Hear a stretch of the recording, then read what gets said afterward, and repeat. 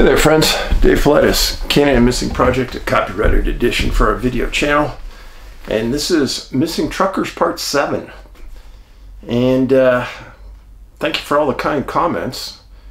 This is an area where nobody has ever really gone before.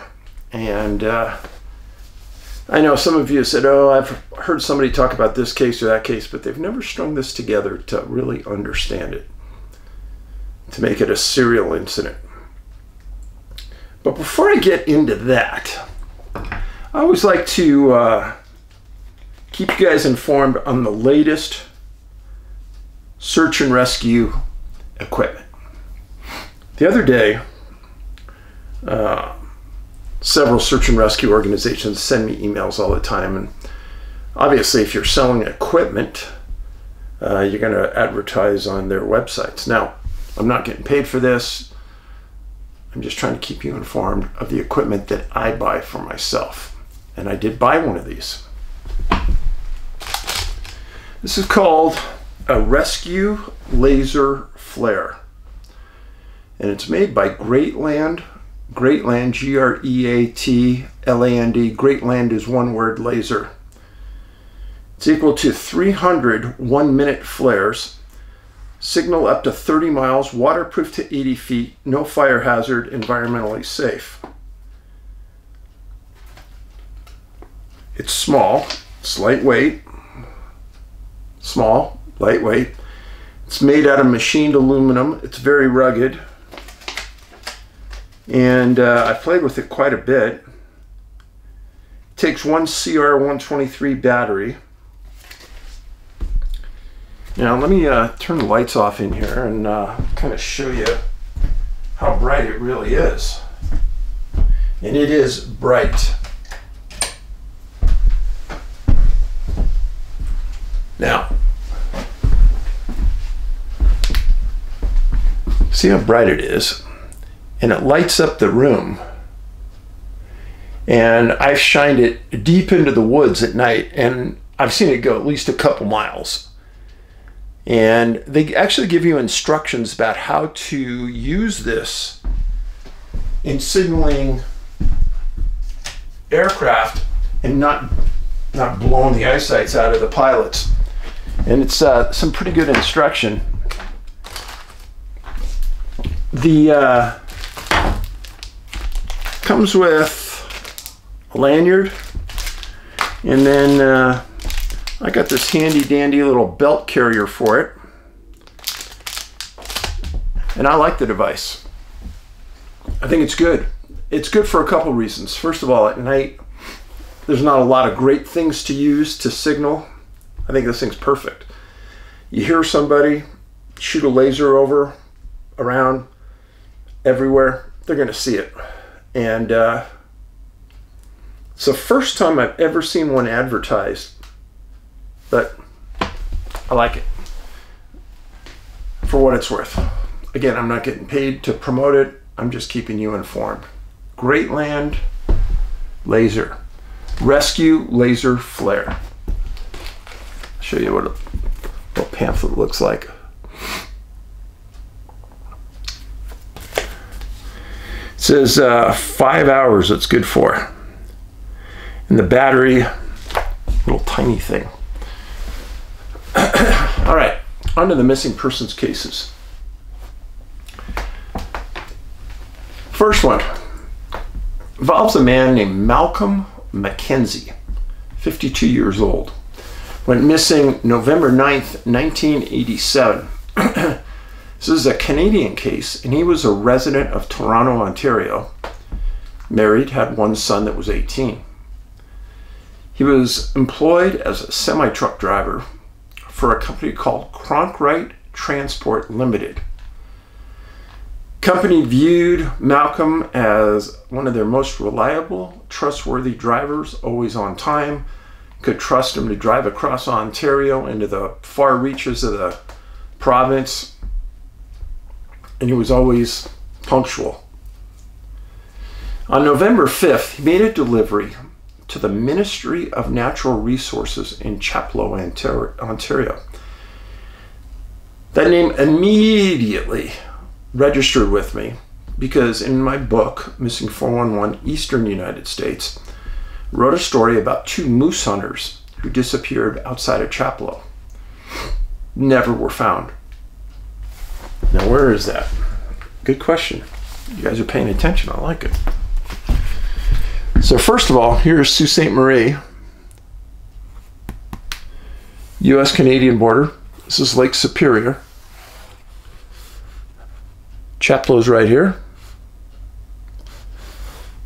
And Sultan is about 48 kilometers east. And I'll talk about this in a second. This area out here is just filled with swamps. Really, really wild. The moose hunters disappeared just north of Chaplow in this area. Again, lots of water. Some of the wildest area of Canada, truthfully. There's really nobody out there. And they never stated what Malcolm was delivering, but he did have a semi-truck and a rig that he was operating. Well, on November 9th, well, first of all, November 5th, he made the delivery to the ministry. He was supposed to turn it around, drive back to Toronto. Well, on November 9th, by November 9th, Malcolm hadn't contacted his trucking company or his family. Trucking company contacted his family, said they hadn't heard from him. They thought maybe he got extended out, and they said, no, he's supposed to be back by now.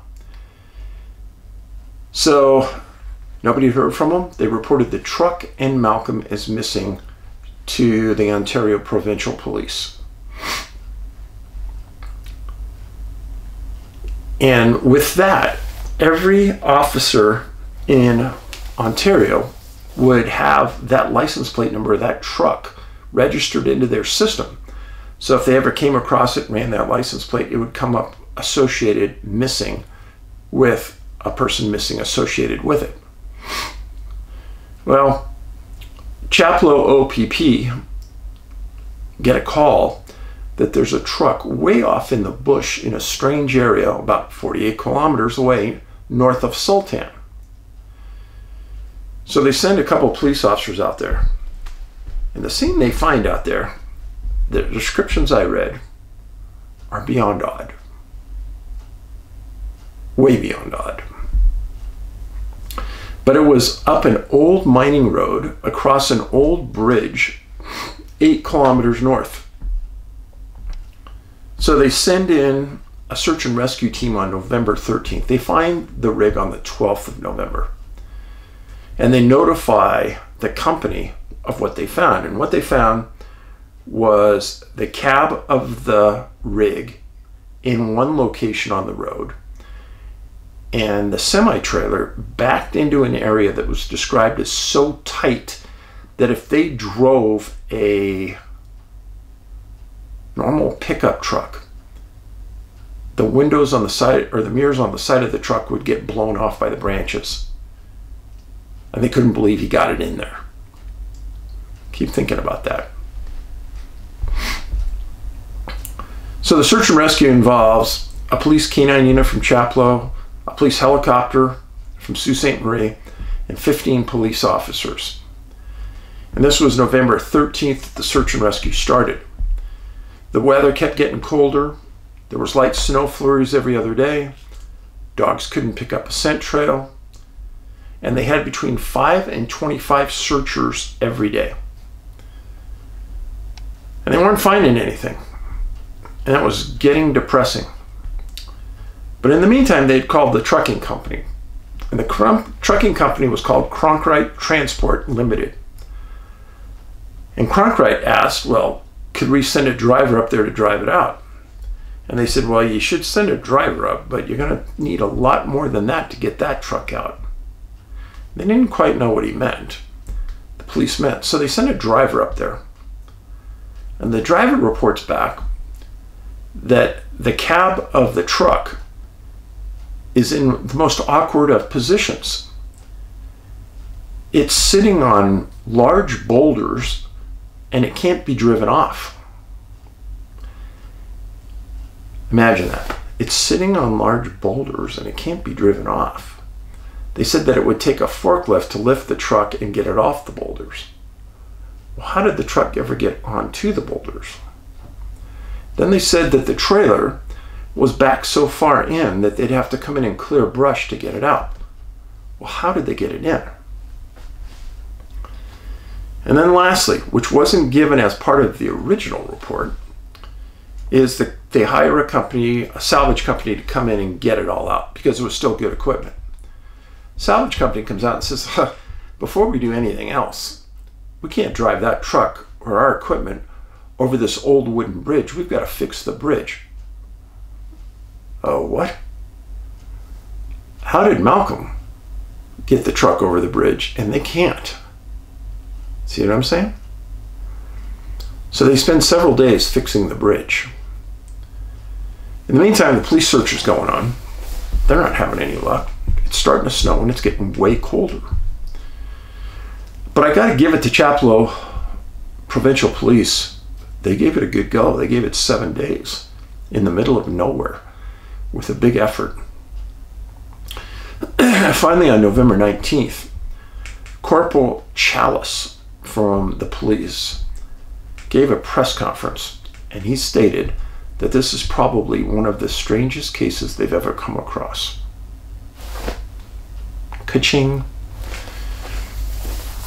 About this time, Cronkite is still in contact with the salvage company trying to get their equipment out. It's taken longer than the company thought.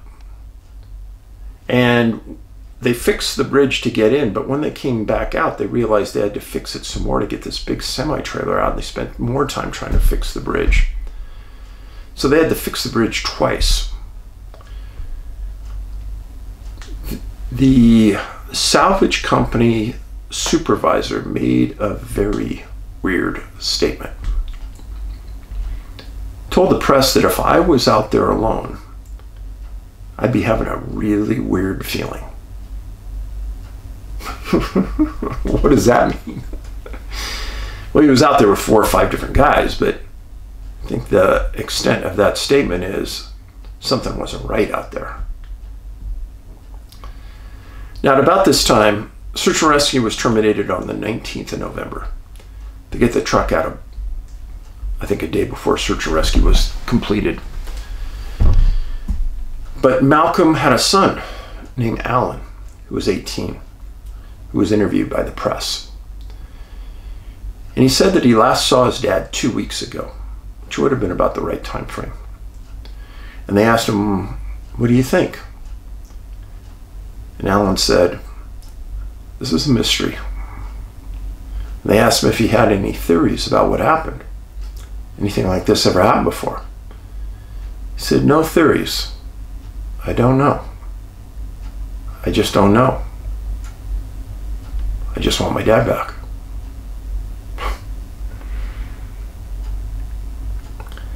Now, in a majority of the stories I tell you about these truckers, they eventually come back.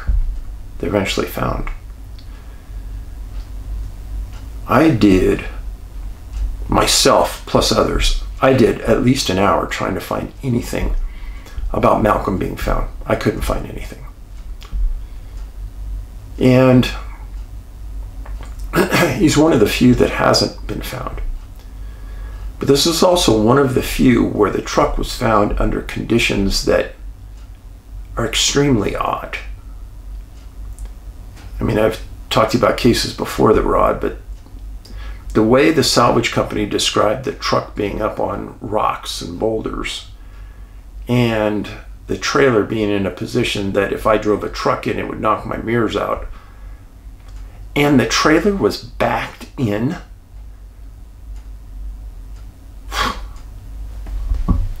And then the trailer and the truck were decoupled. Why would he do that? We'll never know. But again, that's Malcolm Mackenzie, 52 years old, went missing November 9th, 87. Now, the next case, a little closer to home, Oregon.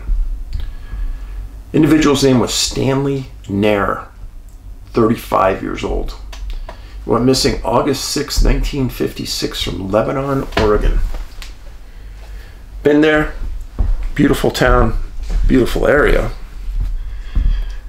This is the Deschutes National Forest, Willamette National Forest. This incident happened in the Willamette National Forest. This is the Oregon Cascades through here. This is Interstate 5, north-south main corridor through the state of Oregon. Here's Eugene. Here's Lebanon. Here's Portland. Pacific Ocean's out here. This area, very wild. The south sister of the Deschutes, talked about this. Many, many people have disappeared in this area. I've talked about it. Made a lot of videos about it. Mount Hood, another area I've talked about. Many people have disappeared there. So, for what it's worth, Oregon has always intrigued me because it doesn't have a huge population, but it does have a lot of missing people. Now, the person we're going to talk about, he lived in Lebanon. Lebanon actually has a nice hospital. This is Corvallis, where Oregon State University is at. I guess I should tell you. Whoa. I guess I should tell you this, that Albany, the capital of Oregon, many people don't know that. It's a little tiny place, Albany. Now, Stanley went missing August 6, 1956. Lived in Lebanon, and he was employed as a truck driver and logger for a company called the Willamette National Lumber Company. He was a long-time, reliable employee at 35 years old. He was trusted. Given a job, he'd go do it. Wasn't any second guessing. He was in good shape. No oddities to his life. So, what happens is that on August 6th, he's working a logging site, coming down off the site with a truck and trailer filled with logs. We've all seen it. And as he comes down onto Highway 20 to turn and take it to the mill, the truck stops. Still on the dirt road and not quite on the highway. Weird place to stop. But sometimes people stop there and they make sure that the logs are tight. Well, behind him, not too far behind, is another logger. And he pulls up next to Stanley's rig, looks over, doesn't see anybody. So he stops his rig and gets out and sees if he can help. And right away he sees Stanley's hat laying on the ground next to the truck. And that's a bad sign. Truckers don't go places without their hat. And usually it's a favorite hat. Driver walked around the rig, called his name 3 or 4 times. Nothing happened. The other driver gets on his radio, calls headquarters and says, "Hey, we have a truck here with no driver. We need some help." So Willamette Lumber calls the county sheriff, and the actual sheriff, Sheriff Miller, is on duty and responds. That's pretty weird. You actually get the sheriff to respond. But it was about 9 a.m. weekday. Miller gets there, meets the trucker, gets handed the hat, and knows something weird happened. It was a warm day in August. It wasn't actually real warm at 9 a.m., but it was going to be a warm day.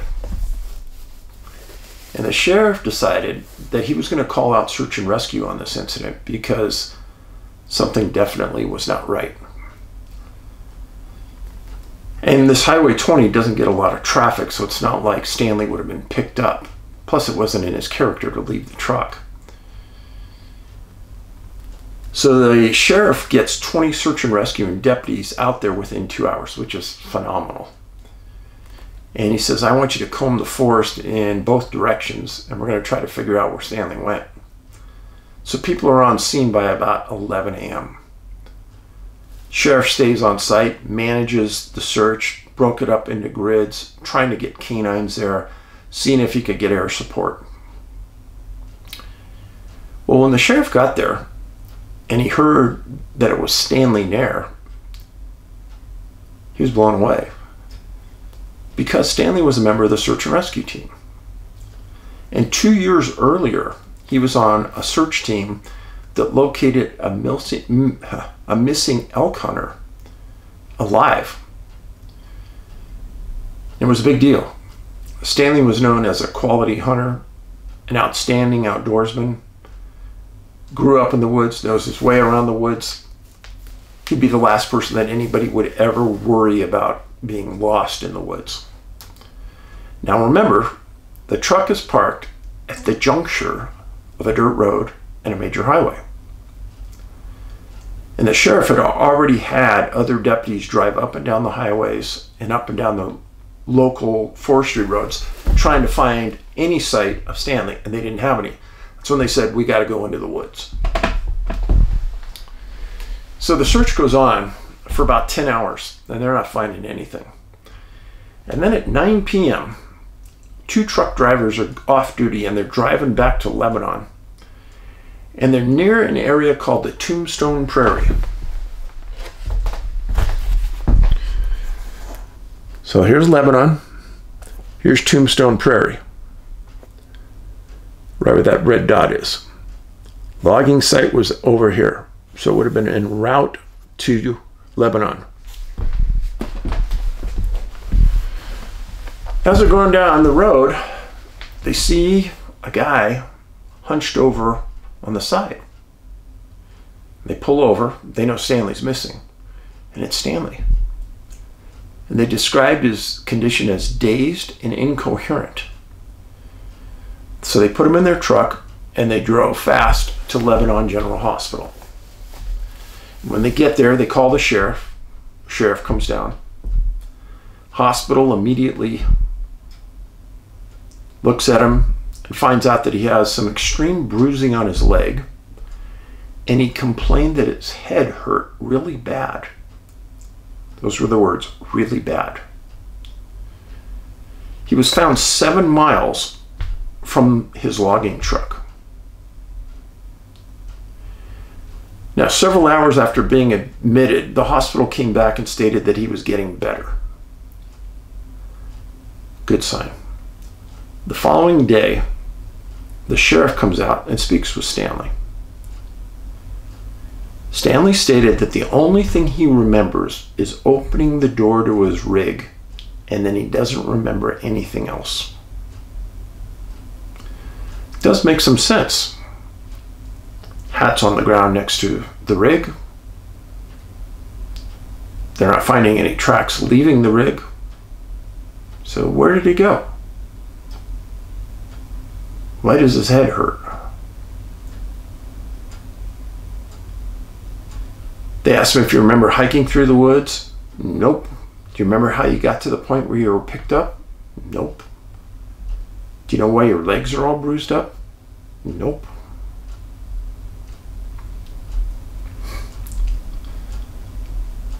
You know, if I gotta say, and I've heard this from some of you in your comments on various videos, that if you just watch one of these videos, you think, oh, the guy's just a slackard.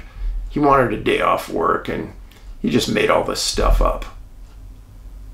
But you know, it's one consistent thing that I've heard in many of these cases is that the drivers, if you get to them pretty quick, they all complain of a sore head, even though there's no injuries to them. As was the case here. Hospital said that Stanley didn't have any injuries. He was dehydrated.